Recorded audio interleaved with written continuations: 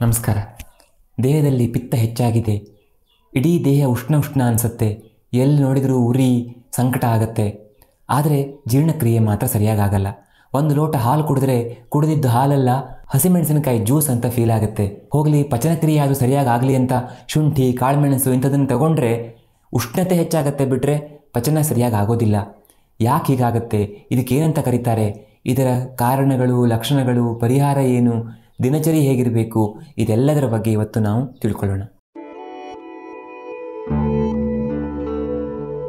ನಾವು ಆಯುರ್ವೇದವನ್ನು ಓದುವಾಗ ಪ್ರಾರಂಭದಲ್ಲಿ ಈ ಬೇಸಿಕ್ ವಿಷಯಗಳನ್ನು ಹೇಳ್ಕೊಡುವಾಗ ಪಾಚಕ ಪಿತ್ತ ಜೀರ್ಣಕ್ರಿಯೆಯನ್ನು ಮಾಡುತ್ತೆ, ನಾವು ತಿಂದಿರುವ ಆಹಾರವನ್ನು ಸರಿಯಾಗಿ ಪಚನ ಮಾಡುತ್ತೆ ಅಂತ ಹೇಳ್ಕೊಡ್ತಿದ್ರು. ಆಗ ಏನು ಅನ್ನಿಸ್ತಿತ್ತು ಅಂದರೆ, ಇದು ಹೆಚ್ಚಾದರೆ ಜೀರ್ಣಕ್ರಿಯೆ ತುಂಬ ಚೆನ್ನಾಗಿ ಹೆಚ್ಚಾಗಬೇಕಲ್ಲ, ಚೆನ್ನಾಗಿ ಆಗಬೇಕು ಅಂತ.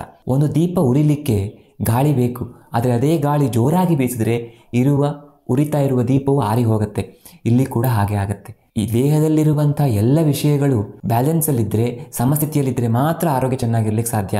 ಹೆಚ್ಚು ಕಡಿಮೆ ಆದರೆ ಖಂಡಿತ ಆರೋಗ್ಯ ಹಾಳಾಗತ್ತೆ. ಪಿತ್ತ ಮತ್ತು ಜೀರ್ಣಕ್ರಿಯೆ ವಿಷಯದಲ್ಲೂ ಇದೇ ಆಗುತ್ತೆ. ಜೀರ್ಣಕ್ರಿಯೆ ಸರಿಯಾಗಿ ಆಗಲಿಕ್ಕೆ ಪಿತ್ತ ಬೇಕು, ಸರಿ, ಆದರೆ ಅದೇ ಪಿತ್ತ ಹೆಚ್ಚಾದಾಗ ಜೀರ್ಣ ಸರಿಯಾಗಿ ಆಗೋದಿಲ್ಲ. ತಿಂದಿರುವ ಆಹಾರ ಎಲ್ಲ ಆ ಪಿತ್ತ ಸುಟ್ಟು ಬಿಸಾಕತ್ತೆ ಅಂತ ಹೇಳ್ತೀವಲ್ಲ, ಆ ಥರ ಆಗುತ್ತೆ. ಸರಿಯಾಗಿ ಜೀರ್ಣ ಆಗಲ್ಲ, ನಮಗೆ ಬೇರೆ ರೀತಿಯ ತ್ರಾಸುಗಳು, ತೊಂದರೆಗಳು ಉಂಟಾಗ್ತವೆ.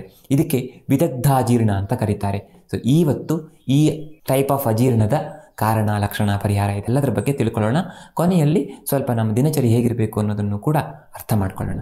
ಇಂದು ತುಂಬ ಜನರಿಗೆ ಈ ಸಮಸ್ಯೆ ಕಾಡ್ತಾ ಇರಲಿಕ್ಕೆ ಕಾರಣಗಳೇನೇನು? ಮೊದಲನೇದಾಗಿ ವೇಗಧಾರಣ, ಅದರಲ್ಲೂ ವಿಶೇಷವಾಗಿ ಹಸಿವು ಮತ್ತು ಬಾಯಾರಿಕೆಯನ್ನು ತಡೆಯೋದು.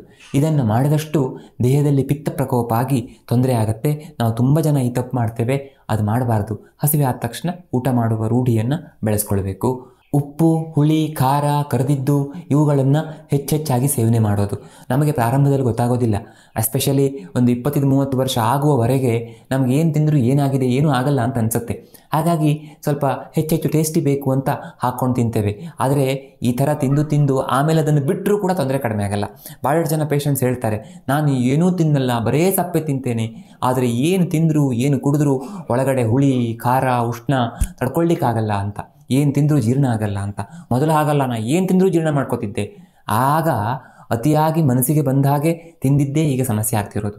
ಈಗ ಹಸಿವು ತಡ್ಕೊಳ್ಳೋದಾರು ಅಷ್ಟೇ, ಪ್ರಾರಂಭದಲ್ಲಿ ಏನೂ ಅನಿಸಲ್ಲ, ಆದರೆ ಮುಂದೆ ಒಂದು 5 ನಿಮಿಷ ಕೂಡ ಹಸಿ ತಡ್ಕೊಳ್ಳಿಕ್ಕಾಗಲ್ಲ. ಮತ್ತು ವಿದಗ್ಧ ಜೀರ್ಣದಂಥ ಸಮಸ್ಯೆಗಳು ತುಂಬ ಜಾಸ್ತಿ ಆಗ್ತವೆ. ಮತ್ತು ಹ್ಯಾಬಿಟ್ಸ್, ಈ ಟೀ, ಕಾಫಿ, ಸರಾಯಿ, ಸಿಗರೇಟ್ ಅಥವಾ ಗುಟ್ಕಾ, ಈ ಥರ ಹ್ಯಾಬಿಟ್ಸ್ ಇದೆಯಲ್ಲ, ಇವಷ್ಟೂ ಕೂಡ ಒಂದು ವಿಷ ಆಗಿರೋದ್ರಿಂದ ಇಡೀ ದೇಹನ ಕೆಟ್ಟ ಮಾಡ್ತವೆ. ಅದಕ್ಕಿಂತ ಹೆಚ್ಚಾಗಿ ಪಿತ್ತ ಪ್ರಕೋಪ ಆಗೋ ಥರ ನೋಡ್ಕೊಳ್ತೇವೆ. ಹಾಗಾಗಿ ನಾವು ಆದಷ್ಟು ಇದನ್ನು ಕಡಿಮೆ ಮಾಡಬೇಕು. ಇಮಿಡಿಯೇಟ್ಲಿ ಬಿಡಲಿಕ್ಕಾಗಲಿಲ್ಲ ಅಂದರೆ ನಿಧಾನವಾಗಿ ಕಡಿಮೆ ಮಾಡ್ತಾ ಹೋಗಬೇಕು.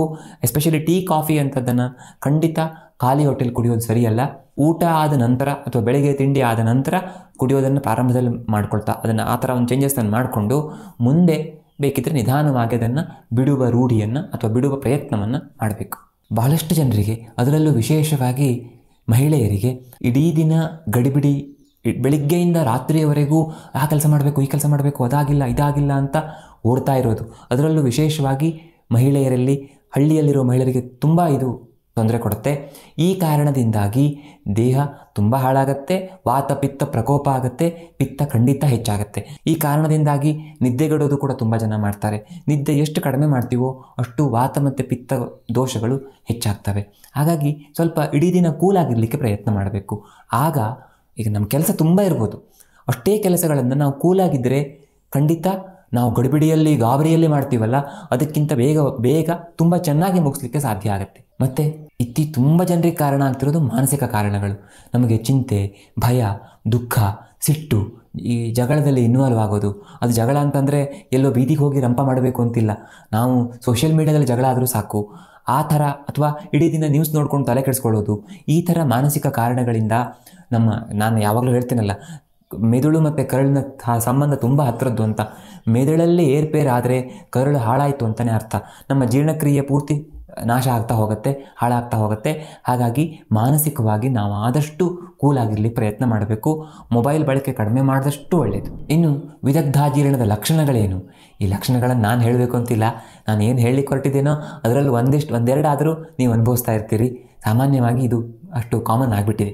ಮೊದಲನೇ ಲಕ್ಷಣ ಅಂದರೆ ನಮ್ಗೆ ಹೊಟ್ಟೆ ಇದೆ ಅಂತ ಇಡೀ ದಿನ ಗೊತ್ತಾಗ್ತಾ ಇರುತ್ತೆ. ನಮ್ಮ ದೇಹದ ಯಾವ ಭಾಗ ಸರಿ ಇಲ್ವೋ ಅದ್ರ ಬಗ್ಗೆ ನಾವು ಗಮನ ಇರುತ್ತಲ್ಲ, ಇಡೀ ದಿನ ಹೊಟ್ಟೆ ಮೇಲೆಯೇ ಗಮನ. ಅದು ಹಾಗಾಗ್ತಿದೆ ಹೀಗಾಗ್ತಿದೆ ಅಂತ ತುಂಬ ಜನ ಇದನ್ನು ಹಚ್ಕೊಂಡು ಬಿಡ್ತಾರೆ ಮಾನಸಿಕವಾಗಿ.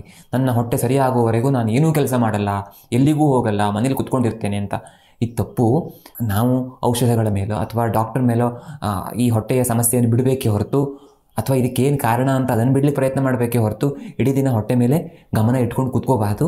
ಆದರೂ ಗಮನ ಹೋಗುತ್ತೆ. ಯಾಕೆಂದರೆ ಹೊಟ್ಟೆಯಲ್ಲಿ ಇಡೀ ದಿನ ಡಿಸ್ಕಂಫರ್ಟ್ ಇರುತ್ತೆ. ಹೊಟ್ಟೆ ಉರಿ, ಹುಳಿ ತೇಗ್ ಬರೋದು, ಊಟ ಮಾಡಿದ್ದು ಅಲ್ಲೇ ಇದೆ ಅಂತ ಅನಿಸೋದು, ಗಂಟಲವರೆಗೂ ಸುಟ್ಟಂಥ ಅನುಭವ ಆಗೋದು, ಸಮ್ಟೈಮ್ಸ್ ಬಾಯಲ್ಲಿ ನೀರು ಬಂದಂಗೆ ಆಗೋದು, ಕೆಲವೊಮ್ಮೆ ವಾಂತಿ ಕೂಡ ಆಗೋದು.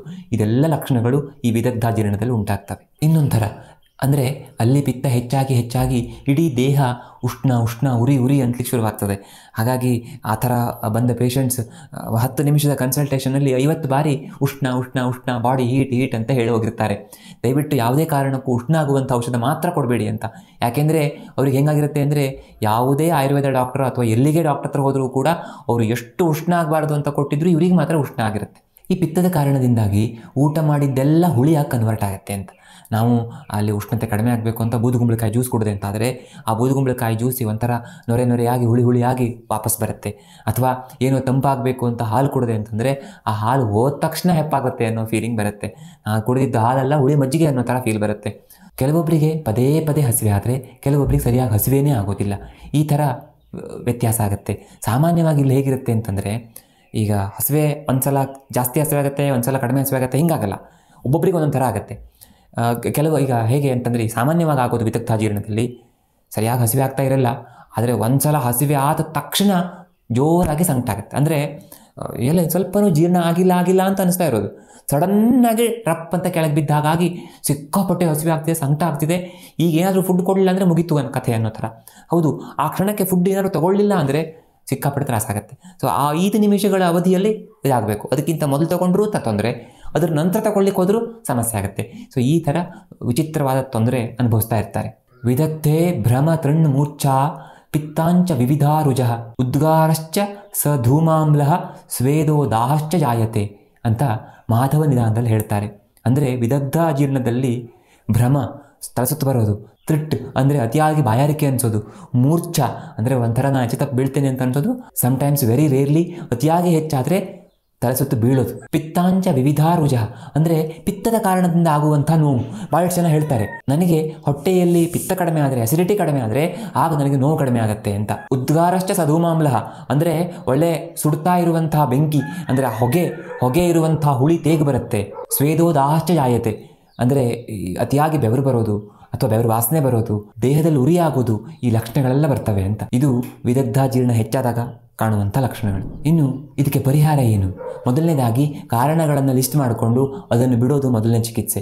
ಆದರೆ ಹಾಗೆ ಬಿಟ್ಟ ತಕ್ಷಣ ನಮ್ಮ ಪ್ರಾಬ್ಲಮ್ ಸಾಲ್ವ್ ಆಗುತ್ತೆ ಅಂತಲ್ಲ, ಆದರೆ ಬಿಡೋದು ಮಾತ್ರ ಅನಿವಾರ್ಯ ಅಂತ. ಮತ್ತು ಇದರಲ್ಲಿ ವಾಂತಿ ಮಾಡ್ಕೊಳ್ಳೋದು ತುಂಬ ಅನುಕೂಲ ಮಾಡಿಕೊಡುತ್ತೆ. ಎಲ್ಲೋ ತಿಂಗಳಿಗೆ ಒಂದು ಸಲ, ಕೆಲವೊಬ್ಬರು ವಾರಕ್ಕೆ ಒಂದು ಸಲ, ಕೆಲವೊಬ್ಬರು ವಾರಕ್ಕೆ 2 ಸಾರಿ, ಕೆಲವೊಬ್ಬರು ಪ್ರತಿದಿನ ವಾಂತಿ ಮಾಡ್ತಾರೆ. ಆಗ ಆರಾಮಾಗುತ್ತೆ. ವಾಂತಿ ಮಾಡಲಿಲ್ಲ ಅಂದರೆ ನಂಗೆ ಕಷ್ಟ ಆಗುತ್ತೆ ಅಂತ. ಸೊ ವಾಂತಿ ಹಾಗೆ ಮಾಡ್ಕೊಳ್ಳೋದು ತಪ್ಪು ಅಂತಲ್ಲ, ಆದರೆ ಪದೇ ವಾಂತಿ ಮಾಡ್ಕೊಳ್ಳೋದ್ರಿಂದ ಸುಮಾರಿನ ಸೈಡ್ ಎಫೆಕ್ಟ್ಸ್ ಆಗುತ್ತೆ. ಅದನ್ನು ನಾನು ಈಗ ಹೇಳಲ್ಲ, ಮುಂದೊಂದು ದಿನ ಹೇಳ್ತೇನೆ. ಮತ್ತು ಇದು ಚಿಕಿತ್ಸೆ ಆಗ್ಲಿಕ್ಕೆ ಸಾಧ್ಯ ಇಲ್ಲ, ಆ ಕ್ಷಣಕ್ಕೆ ಅನುಕೂಲ ಮಾಡಿಕೊಡುತ್ತೆ. ಆದರೆ ನಿಮಗೆ ತ್ರಾಸ ಆಗ್ತಿದೆ ಅಂತ ಆದರೆ ಎಲ್ಲೋ ವಾರಕ್ಕೊಂದು ದಿನ ಚೆನ್ನಾಗಿ ನೀರು ಕುಡಿದು ವಾಂತಿ ಮಾಡ್ಕೊಳ್ಬಹುದು. ಆಗ ಒಂದು ಸಲಕ್ಕೆ ರಿಲೀಫ್ ಆಗುತ್ತೆ. ಅಟ್ಲೀಸ್ಟ್ ಈ ಪಿತ್ತ ಹಾಗೆ ವಾಂತಿ ಮಾಡಿ ಹೋಗೋದ್ರಿಂದ ಅದರ ಸೈಡ್ ಎಫೆಕ್ಟ್ಸ್ ದೇಹದ ಮೇಲೆ ಆಗೋದು, ತುಂಬ ಉರಿ ಆಗೋದು ಅಥವಾ ನೋವು ಬರೋದು ಅಥವಾ ಚರ್ಮ ಸಮಸ್ಯೆ ಬರೋದು, ಈ ಥರದರ ಬರೋದಿದ್ದಂಗೆ ತಡಿಲಿಕ್ಕೆ ಸಾಧ್ಯ ಆಗುತ್ತೆ. ಮತ್ತು ಅನವಶ್ಯಕವಾಗಿ ಈ ಆ್ಯಸಿಡಿಟಿ ಮಾತ್ರೆಗಳನ್ನು ತಗೊಳ್ಳೋದು ತಪ್ಪತ್ತೆ ಅಂತ. ಆದರೆ ಈ ಥರ ಮಾಡ್ಕೊಳ್ಳಿ, ಆದರೆ ಇದಕ್ಕೆ ವೈದ್ಯರನ್ನು ಕನ್ಸಲ್ಟ್ ಮಾಡಿಕೊಂಡು ಸರಿಯಾದ ಪರಿಹಾರ ಮಾತ್ರ ಮಾಡ್ಕೊಳ್ಳಿ. ಮತ್ತು ಇವತ್ತೊಂದು ಒಳ್ಳೆಯ ಕಷಾಯ ಹೇಳ್ತೇನೆ. ಈ ಕಷಾಯ ಮಾಡ್ಕೊಂಡು ಕುಡಿಯೋದ್ರಿಂದ ಒಂದು ಆರೋಗ್ಯಕ್ಕೂ ತುಂಬ ಒಳ್ಳೆಯದು. ಜೊತೆಗೆ ಈ ಸಮಸ್ಯೆ ಇರುವವರಿಗೆ ತುಂಬ ಅನುಕೂಲ ಆಗುತ್ತೆ. ದಿನಾಲೂ ಕುಡಿಬೋದು, ಒಂದು 45 ದಿವಸ ನಿತ್ಯ ಕುಡಿಬೋದು. ಅಥವಾ ಈ ಸಮಸ್ಯೆ ಸ್ವಲ್ಪ ಇದೆ ಅಂತ ಆದರೆ ವಾರದಲ್ಲಿ 1-2 ದಿವಸ ಕುಡಿದ್ರೆ ತುಂಬ ಒಳ್ಳೆಯದು. ಸಮಸ್ಯೆ ಏನೂ ಇಲ್ಲದೇ ಇದ್ದವರು ಕೂಡ ವಾರದಲ್ಲಿ 1-2 ದಿನ ಈ ಕಷಾಯ ಕುಡಿಬೋದು. ಅಷ್ಟು ಒಳ್ಳೆಯ ಕಷಾಯ ಇದು. ಅಮೃತಬಳ್ಳಿ, ಲಾವಂಚ, ಸೊಗದೆಬೇರು, ಕಹಿಬೇವು ಮತ್ತು ಧನಿಯಾ ಅಂದರೆ ಕೊತ್ತಂಬರಿ ಬೀಜ, ಇವೆಲ್ಲವನ್ನು ಸಮ ಪ್ರಮಾಣದಲ್ಲಿ ಹಾಕಿ ಮಿಕ್ಸ್ ಮಾಡಿ ಇಟ್ಕೊಳ್ಬೇಕು, ಚಿಕ್ಕ ಪೀಸ್ ಮಾಡಿಕೊಂಡು. ಅಥವಾ ಸಪ್ರೇಟ್ ಇಟ್ಕೊಂಡ್ರೆ ಎಲ್ಲವನ್ನು 1 ಚಮಚ ಪಾತ್ರೆಗೆ ಹಾಕಬೇಕು. 5 ಚಮಚ ಆಯ್ತಲ್ಲ, ಎಲ್ಲ ಹಾಕಿ ಅದಕ್ಕೆ ಚಿಕ್ಕ ಚಮಚಲ್ಲಿ ಹೇಳ್ತಾ ಇರೋದು ಅಂದರೆ ಟೀ ಸ್ಪೂನ್ ಅದರಲ್ಲಿ ಹಾಕಬೇಕು. ಅದಕ್ಕೆ 4 ಲೋಟ ನೀರು ಹಾಕಿ ಸಣ್ಣ ಬೆಂಕಿಯಲ್ಲಿ 1 ಲೋಟಕ್ಕೆ ಬತ್ತಿಸಿ ಸೋಸ್ಕೊಂಡು ಖಾಲಿ ಹೊಟ್ಟೆಲಿ ಕುಡಿಬೇಕು. ಬೆಳಿಗ್ಗೆ ಖಾಲಿ ಹೊಟ್ಟೆ ಅಥವಾ ಮಧ್ಯಾಹ್ನ ಕೂಡ ಕುಡಿಬೋದು. ಇದನ್ನು ಕುಡಿಯೋದ್ರಿಂದ ತಂಪು ಆಗುತ್ತೆ. ಇಲ್ಲಿ ನಮ್ಗೆ ಅನಿಸ್ಬೋದು ಏನು ಅಮೃತ ಬಳ್ಳಿ ಕಹಿ ಬೇವಲ್ಲ ಉಷ್ಣ ಅಲ್ವಾ ಅಂತ. ಉಷ್ಣ ಆದರೂ ಕೂಡ ಅದರ ಕಹಿ ಟೇಸ್ಟ್ನ ಕಾರಣದಿಂದಾಗಿ ಪಿತ್ತವನ್ನು ತುಂಬ ಚೆನ್ನಾಗಿ ಕಡಿಮೆ ಮಾಡುತ್ತೆ. ಈ ವಿದಗ್ಧ ಜೀರ್ಣದಲ್ಲಿ ಇದು ತುಂಬ ಹೆಲ್ಪ್ ಆಗುತ್ತೆ.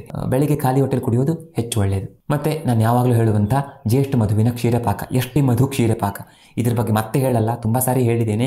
ಇದರ ಬಗ್ಗೆ ಡೀಟೇಲ್ಸ್ ಬೇಕು ಅಂದರೆ ಎಷ್ಟಿ ಮಧು ಕ್ಷೀರಪಾಕ ಡಾಕ್ಟರ್ ವಿನಾಯಕ್ ಹೆಬ್ಬಾರ್ ಅಂತ ನೀವು ಯೂಟ್ಯೂಬಲ್ಲಿ ಸರ್ಚ್ ಮಾಡಿದರೆ ನಿಮಗೆ ಆ ವಿಡಿಯೋ ಸಿಗುತ್ತೆ, ಅದನ್ನು ನೋಡ್ಬೋದು. ಬೇಕಿದ್ರೆ ಈ ವಿಡಿಯೋದ ಕೊನೆಯಲ್ಲಿ ಅದರ ಲಿಂಕ್ ಕೊಡೋಣ, ಅದನ್ನು ನೀವು ಕ್ಲಿಕ್ ಮಾಡಿ ಆ ವಿಡಿಯೋವನ್ನು ಕೂಡ ನೋಡ್ಬೋದು.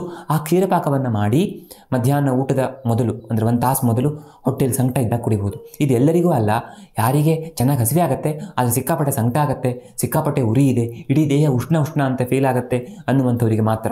ಅಜೀರ್ಣದ ಫೀಲಿಂಗ್ ಇದ್ದರೆ ಅಂದರೆ ಏನು ತಿಂದರೂ ಸರಿಯಾಗಿ ಅಲ್ಲೇ ಕೂತ್ಕೊಳ್ಳುತ್ತೆ, ಜೀರ್ಣ ಆಗಲ್ಲ ಅನ್ನೋ ಫೀಲಿಂಗ್ ಇರೋರಿಗೆ ಈ ಕಷಾಯ ಬೇಡ. ಮೊದಲು ಹೇಳಿದಂಥ ಕಷಾಯ ಕುಡಿದ್ರೆ ಸಾಕು. ಮತ್ತು ಇಂಥದಕ್ಕೆಲ್ಲ ಬಗ್ಲಿಲ್ಲ ಅಂತಾದರೆ ಒಂದು 2-3 ತಿಂಗಳು ಸರಿಯಾಗಿ ಆಯುರ್ವೇದ ಔಷಧಗಳನ್ನು ತೆಗೆದುಕೊಂಡ್ರೂ ಈ ಪ್ರಾಬ್ಲಮ್ ಸಾಲ್ವ್ ಆಗುತ್ತೆ. ಆದರೆ ಆಯುರ್ವೇದ ಔಷಧಗಳನ್ನು ತೆಗೆದುಕೊಳ್ಳುವಾಗ ಕೂಡ ಕಾರಣಗಳನ್ನು ಬಿಡಬೇಕು. ಇದು ತುಂಬ ಇಂಪಾರ್ಟೆಂಟು.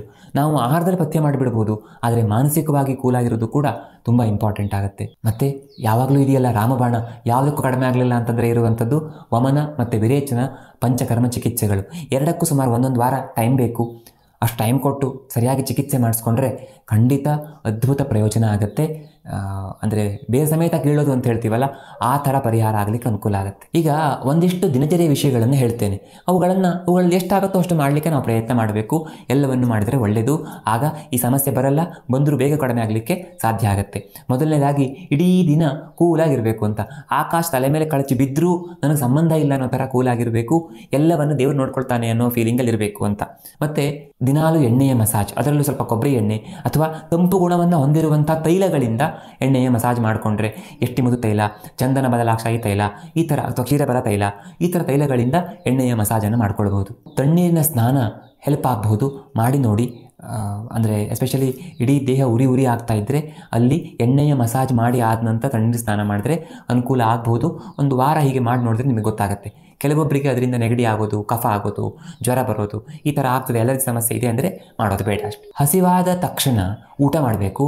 ಆಗ ಊಟ ಸ್ವಲ್ಪ ಹೆಚ್ಚು ಸಿಹಿ ಕಹಿ ಒಗರು ಟೇಸ್ಟ್ ಇರುವಂಥದ್ದಾಗಿರಬೇಕು. ಅಂದರೆ ಉಪ್ಪು ಹುಳಿ ಖಾರ ಸ್ವಲ್ಪ ಕಡಿಮೆ ಇರಬೇಕು ಅಂತ ಬಿಟ್ಬಿಡಬೇಕು ಅಂತ ಅರ್ಥ ಅಲ್ಲ. ಮತ್ತು ಊಟ ಹೊಟ್ಟೆ ತುಂಬ ಮಾಡಬಾರ್ದು, ಹೊಟ್ಟೆಯ ಮುಕ್ಕಾಲು ಭಾಗ ಮಾತ್ರ ಊಟ ಮಾಡಬೇಕು. ಎಲ್ಲರಿಗೂ ಅನ್ವಯ ಆಗುವಂಥ ನಿಯಮ ಈ ಸಮಸ್ಯೆಯಲ್ಲೂ ಕೂಡ ಅನ್ವಯ ಆಗುತ್ತೆ. ಬಿಸಿ ಅನ್ನದ ಮೊದಲ ತುತ್ತಿಗೆ ಸ್ವಲ್ಪ ಬೆಣ್ಣೆಯನ್ನು ತುಪ್ಪವನ್ನು ಹಾಕ್ಕೊಂಡು ಊಟ ಮಾಡಿದ್ರೆ ಅನುಕೂಲ ಆಗ್ಬೋದು. ಪ್ರಯತ್ನ ಮಾಡಿ ನೋಡಿ. ಇಡೀ ದಿನ ಕುಡಿಯುವ ನೀರಿಗೆ ಅಂದರೆ 1 ಪಾತ್ರೆ ನೀರಿಗೆ ಸ್ವಲ್ಪ ಜೀರಿಗೆ, ಕೊತ್ತಂಬರಿ ಬೀಜ, ಸ್ವಲ್ಪ ಲಾವಂಚ ಇವುಗಳನ್ನು ಹಾಕಿ ಚೆನ್ನಾಗಿ ಕುದಿಸಿ, ಸ್ವಲ್ಪ ಹಾಕೋದು, ಇಡೀ ದಿನ ಕುಡಿಯೋದಲ್ವ, ಹಾಗಾಗಿ ಚೆನ್ನಾಗಿ ಕುದಿಸಿ ಆ ನೀರನ್ನು ಸೋಸ್ಕೊಂಡು ಬಾಟ್ಲಲ್ಲಿ ಹಾಕ್ಕೊಂಡು ತೊಗೊಂಡು ಹೋಗುತ್ತೋ ಮನೇಲಿ ಇಟ್ಕೊಂಡು ಅದನ್ನು ಕುಡಿತಾ ಇದ್ದರೆ ಅನುಕೂಲ ಆಗುತ್ತೆ. ನೀರು ಬದಲಿಗೆ ಇದನ್ನು ಕುಡಿಯೋದು ಅಂತ. ಇದೇ ನೀರನ್ನು ಚೆನ್ನಾಗಿ ಈ ಥರ ಕುದಿಸಿ ಆದಮೇಲೆ ಮಡಿಕೆಯಲ್ಲಿ ಹಾಕಿಟ್ಟುಕೊಂಡು ತಣ್ಣಗಾಗಿರುತ್ತಲ್ಲ ಆ ನೀರನ್ನು ತೊಗೊಂಡು ಹೋದರೆ ಇನ್ನೂ ಒಳ್ಳೆಯದು. ನಿಮಗೆ ಹಸಿವು ಚೆನ್ನಾಗಾಗುತ್ತೆ ಅಂತಾದರೆ ಸ್ವಲ್ಪ ಬೂದುಗುಂಬಳ ಜ್ಯೂಸು ಅಥವಾ ದೂರ್ವ ಅಂದರೆ ಗರಿಕೆ ಹುಲ್ಲಿನ ಜ್ಯೂಸನ್ನು ವಾರದಲ್ಲಿ 1-2 ದಿನ ಅಥವಾ ದಿನ ಬೆಳಗ್ಗೆ ಹಾಗೆ ಕುಡಿಬೋದು. ಪ್ರಾಣಾಯಾಮ ಖಂಡಿತ ತುಂಬ ಅನುಕೂಲ ಆಗುತ್ತೆ. ಅದರಲ್ಲೂ ಈ ನಾಡಿ ಶುದ್ಧಿಯೋ ಅಥವಾ ಚಂದ್ರಾನುಲೋಮ ವಿಲೋಮೋ, ಭ್ರಾಮರಿ, ಶೀತಲಿ, ಶೀತ್ಕಾರಿ ಇವುಗಳನ್ನೆಲ್ಲ ನೀವು ಯೋಗ ಗುರುಗಳ ಹತ್ರ ಹೋದರೆ ಖಂಡಿತ ಹೇಳ್ಕೊಡ್ತಾರೆ. ಅವುಗಳನ್ನೆಲ್ಲ ಮಾಡ್ಬೋದು. ತುಂಬ ಅನುಕೂಲ ಆಗುತ್ತೆ. ಬೆಳದಿಂಗಳ ಸೇವನೆಯನ್ನು ಕೂಡ ಆಯುರ್ವೇದದಲ್ಲಿ ಹೇಳ್ತಾರೆ. ಸೊ ರಾತ್ರಿ ಸ್ವಲ್ಪ ಹನಿ ಅಂದರೆ ಈ ಇಬ್ಬನಿ ಬೀಳುವ ಜಾಗದಲ್ಲಿ ಬೇಡ, ಮೇಲ್ಗಡೆ ಕವರ್ ಆಗಿರಬೇಕು. ಆದರೆ ನಮ್ಮ ಮೇಲೆ ಬೆಳದಿಂಗಳು ಬೀಳೋ ಥರ ಜಾಗದಲ್ಲಿ ಕುಳಿತುಕೊಂಡು ನಾವು ಅದನ್ನು ಆಸ್ವಾದಿಸಿದರೆ, ಆರಾಮಾಗಿ ರಿಲ್ಯಾಕ್ಸ್ ಮಾಡಿದರೆ ಖಂಡಿತ ಅನುಕೂಲ ಆಗುತ್ತೆ. ಮನಸ್ಸಿಗೂ ಒಳ್ಳೆಯದು. ದೇಹದಲ್ಲಿ ಪಿತ್ತ ಕಡಿಮೆ ಆಗಲಿಕ್ಕೆ ಬೆಳದಿಂಗಳು ನಮ್ಮ ಮೈ ಮೇಲೆ ಬೀಳೋದು ಕೂಡ ಅನುಕೂಲ ಮಾಡಿಕೊಡುತ್ತೆ. ಮತ್ತು ಚೆನ್ನಾಗಿ ನಿದ್ದೆ ಮಾಡಬೇಕು. ರಾತ್ರಿ ಬೇಗ ಮಲಗಿ ಬೆಳಿಗ್ಗೆ ಬೇಗ ಎದ್ದು ಸಫಿಷಿಯೆಂಟ್ ನಿದ್ದೆ ಆದರೆ ತುಂಬ ಒಳ್ಳೆಯದು. ಅಂದರೆ ಅಲಾರಾಮ್ ಇಟ್ಕೊಂಡು ಹೇಳೋದು ಬೇಡ, ನಮಗೆ ಎಚ್ಚರ ಆದ ತಕ್ಷಣ ಎದ್ದು ಫ್ರೆಶ್ ಆಗಬೇಕು ಅಂತ. ಇಂದು ವಿದಗ್ಧ ಜೀರ್ಣಕ್ಕೆ ಬೇಕಾದ ಬಹುತೇಕ ಎಲ್ಲ ವಿಷಯ ಹೇಳಿದ್ದೀನಿ ಅಂತ ಅಂದ್ಕೊಳ್ತೇನೆ. ಮುಂದಿನ ವಿಡಿಯೋದಲ್ಲಿ ಮತ್ತೆ ಸಿಗೋಣ. ಧನ್ಯವಾದ.